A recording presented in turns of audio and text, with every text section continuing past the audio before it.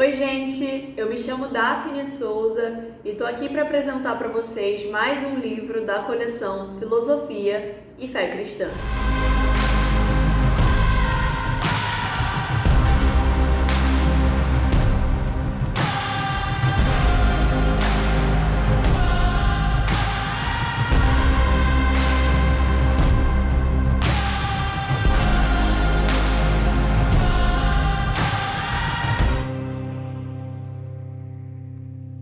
Essa é mais uma obra traduzida e publicada pela editora Ultimato em parceria com a ABC2, a Associação Brasileira de Cristãos na Ciência. O livro que eu vou apresentar para vocês hoje tem como título Natureza Sanguinária, Teísmo e o Problema do Sofrimento Animal, do autor Michael Murray. O Murray é um filósofo que, entre outras áreas, tem interesse no tópico conhecido na filosofia como o problema do mal. O problema do mal é o problema que a existência do mal traz para a tese teísta de que existe um Deus onipotente, onisciente e completamente bom. Nesse livro especificamente, o Murray vai lidar com o que ele chama de problema darwiniano do mal. O termo darwiniano é incluído para enfatizar que o Murray vai estar lidando com os males que são gerados pelo processo evolutivo, tal como a gente conhece hoje no neodarwinismo. Dentre os males que a evolução gera, o Murray vai focar especificamente no mal da dor e do sofrimento dos animais. Só para contextualizar o que isso significa, pelo que a gente tem de conhecimento científico mais bem estabelecido, a gente sabe que a Terra tem bilhões de anos e que ela foi sofrendo diversas transformações ao longo desses anos, possibilitando o surgimento de vida. A gente sabe também que a vida animal, especificamente, surgiu há milhões de anos atrás e que desde então ela vem se diversificando e desenvolvendo conforme descreve o processo evolutivo. Isso significa milhões de anos de história evolutiva dos animais, nos quais todos os animais que passaram pela Terra tiveram experiências ou de catástrofes naturais, ou de competição por abrigo ou alimento, ou de predação, doença e morte. Ou seja, dentro do contexto do que a gente está chamando de problema do sofrimento animal, essa história evolutiva significa milhões de anos, de milhões e milhões de animais que sofreram. A questão que vai nortear, então, o desenvolvimento do livro do Murray é justamente essa. Como que a gente consegue conciliar a realidade dessa natureza sanguinária, dessa história evolutiva tão longa, com tanto sofrimento animal, com a tese de que existe um Deus que é amoroso, bondoso, todo-poderoso e conhecedor de todas as coisas? Por que um Deus assim permitiria tanto mal por tanto tempo? Então, todo o livro do Murray vai ser desenvolvido a partir dessas indagações. E esse livro, ele tem muitos pontos positivos e eu quero destacar primeiro a linguagem do livro. É uma linguagem muito acessível, então o livro é de muito fácil leitura, né? Tanto para filósofos quanto para não filósofos. Então, o Murray, ele tem uma preocupação muito grande em deixar a sua linha de raciocínio o mais clara possível, para que qualquer leitor consiga acompanhar. Mesmo nas poucas passagens mais técnicas ou mais rebuscadas filosoficamente falando, e realmente são poucas passagens assim, o Murray, ele vai tentar o máximo possível deixar aquilo que ele está falando claro, para que qualquer leitor consiga acompanhar o que ele está falando. O segundo ponto muito positivo desse livro é a organização dele. O Murray, além de muito claro, é muito didático.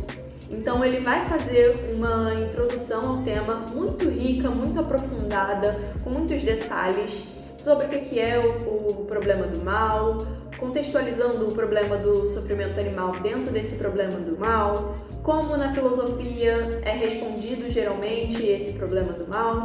E o principal dessa introdução, ele estabelece quais são os critérios que uma resposta ou uma explicação a esse problema do sofrimento animal deve atender para ser considerada uma boa resposta, uma boa explicação. Só depois de estabelecer esses critérios, ele passa para o desenvolvimento do livro. E aí ele vai dedicar cada capítulo, dos próximos capítulos, a uma tentativa de explicação específica. E aí é aí que o livro se torna muito rico também. Então, além da linguagem ser muito acessível e da organização ser muito boa, ele também é muito rico. Por quê? Cada capítulo vai tratar de uma tentativa de explicação. E essas tentativas de explicação partem de visões ou de pontos de vista muito diferentes. Então, no final, a gente vai ter explicações bem diversas para o problema do sofrimento animal.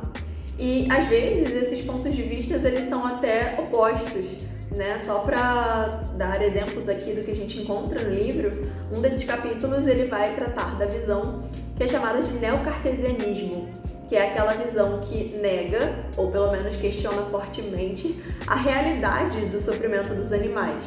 Então, será que o sofrimento dos animais realmente existe? Será que eles realmente sofrem? Essa é uma das visões que ele vai trabalhar. E aí ele também trabalha uma visão super tradicional dentro do cristianismo, que é a queda. Então, o pecado como a origem também para o sofrimento dos animais, também para esse mal. Ele vai tratar também de visões que vão focar mais nos bens que esses animais que sofrem podem desfrutar. Por exemplo, a vida eterna para os animais. E alguns outros capítulos ele vai focar em bens mais voltados ou para os seres humanos ou para a natureza de uma forma geral, como, por exemplo, a regularidade com a qual o nosso universo funciona ou o fato de que o nosso mundo passou de um estado mais caótico para um estado mais ordenado. Então, são muitas visões diferentes e que elas são muito bem trabalhadas, muito bem explicadas ao longo dos capítulos. E aí isso faz com que o leitor, mesmo que não se identifique muito com uma dessas visões a princípio, consiga entender a lógica dentro daquela explicação e ver como ela pode ser construída de maneira que faça sentido. Só para deixar claro também, o processo de tradução desse livro ele foi feito em conjunto pelo meu marido, Gabriel Reis, que é um filósofo, e por mim, que sou bióloga. Então, eu acredito que, como alguém que vem de fora da filosofia, eu tenho propriedade para dizer que sim, a linguagem dele é muito acessível para pessoas que não têm familiaridade com um linguajar mais filosófico. Então, o leitor comum consegue, sim, acompanhar o livro, e eu digo até que ele é muito interessante mesmo para quem não é da filosofia. Quem é da biologia, por exemplo, vai sentir um apelo muito grande a ler esse livro, porque trata de um tema muito relevante pra gente, que é a evolução. Mas leitores que não são nem filósofos, nem biólogos, mas que apenas têm interesse nessas questões, também vão se sentir muito atraídos por esse livro. E, assim, é interessante porque ele já começa com um título forte, que chama a nossa atenção. E ao longo do livro ele vai colocando cada vez mais questões que estimulam a nossa curiosidade ou que são tanto controversas ou que podem gerar algumas polêmicas. E isso faz com que cada vez mais a gente vá ficando mais curioso sobre como o livro vai terminar de se desenvolver.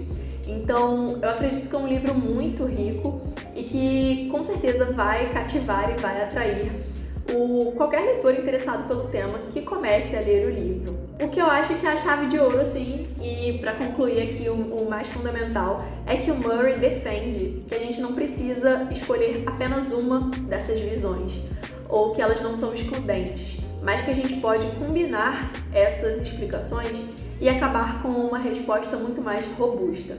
Então, como fonte de informação para um leitor cristão, ou que quer responder críticas ou questionamentos externos, ou que está com questionamentos internos em relação a essa questão do sofrimento dos animais, dos males evolutivos e da existência de Deus, esse livro é muito rico e uma fonte muito grande, muito profunda de informações que podem trazer essas respostas e trazer mais tranquilidade para esse leitor. Então, eu espero que vocês tenham gostado desse pequeno resumo e que tenham ficado curiosos também para ler o livro, porque eu posso garantir que vocês não vão se arrepender. É muito rico, é muito bem organizado, a leitura é muito gostosa de ser feita e com certeza vocês vão aproveitar muito bem os conteúdos que o Murray traz. É isso, gente. Muito obrigada e até a próxima.